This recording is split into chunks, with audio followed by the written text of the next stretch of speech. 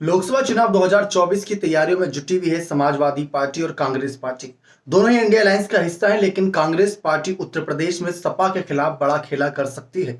दरअसल मध्य प्रदेश, राजस्थान, छत्तीसगढ़ के विधानसभा चुनावी नतीजे आने के बाद हर कोई कांग्रेस पर सवाल उठा रहा है कि क्या कांग्रेस भाजपा को हराने में मजबूती दिखा पाएगी, क्योंकि इंडिया अलायंस के साथ जितने भी दल जुड़े हैं उसमें से अधिकतर दलों के पास तो लोकसभा की एक भी सीट नहीं है इस वक्त। और अखिलेश यादव की सपा से उत्तर प्रदेश में काफी उम्मीद है कि 80 सीटों में से कम 30-40 सीटों पर बड़ा खेला करेंगे। लेकिन मौजूदा हालात बताएं तो उनके पास सिर्फ 3 ही सीट है। जी हाँ, और ये सस्पेंस भरा है कि आखिर क्या होगा। तो ये बात कांग्रेस भी बखूबी जानती है कि भाई ऐसे समय में जो नेता सुर्खियों में रहते हैं उनकी आवश्यकता नहीं, बल्कि जो आंकड़ों के आधार पर चर्चाओं में रहते हैं, जिनकी आंकड़ा के देखे जाए तौर पर तुलना की जाए तो बहुत बेहतर है। तो सपा से कहीं बेहतर अगर लोकसभा चुनाव में देखा जाए तो वह बहुजन समाज पार्टी पिछले कुछ चुनावों में साबित रही। आप अगर गौर करें तो जो 3 राज्य हमने आपको बताया उनमें भी अगर आप देखें तो भाजपा के बाद कांग्रेस और कांग्रेस के बाद बसपा आती है। समाजवादी पार्टी को तो जो वोट मिले हैं उससे ज्यादा तो नोटा के बटन पर जनता ने विश्वास जताया। तो ये एक संकेत मिला।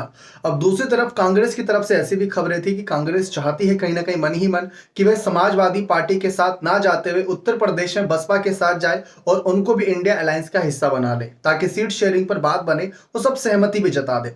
अगर अखिलेश कल को नाराजगी भी दिखाते हैं, जो कि दिखाई थी मध्य प्रदेश विधानसभा चुनाव में सीट शेयरिंग ना मिलने पर, उन्होंने साफ कहा था कि कांग्रेस ने हमें धोखा दिया है और अगर हमें पहले पता होता तो हम इंडिया अलायंस का हिस्सा कभी नहीं बनते। ये अखिलेश के ही शब्द थे। तो कहीं ना कहीं कांग्रेस चाहती है कि मायावती की बसपा का सहारा लिया जाए और लोकसभा चुनाव 2024 में उनके दम के साथ आगे बढ़ा जाए। कांग्रेस भी एक राष्ट्रीय पार्टी है, मायावती की बसपा भी एक राष्ट्रीय पार्टी है। देखा जाए तो राजस्थान विधानसभा चुनाव में बसपा को दो सीटें मिलती नजर आई। मध्य प्रदेश में भी थोड़ा बहुत कहीं ना कहीं नुकसान तो हुआ, लेकिन वोट परसेंटेज आज भी बेहतर है। बाकी तीसरे नंबर पर पार्टी है।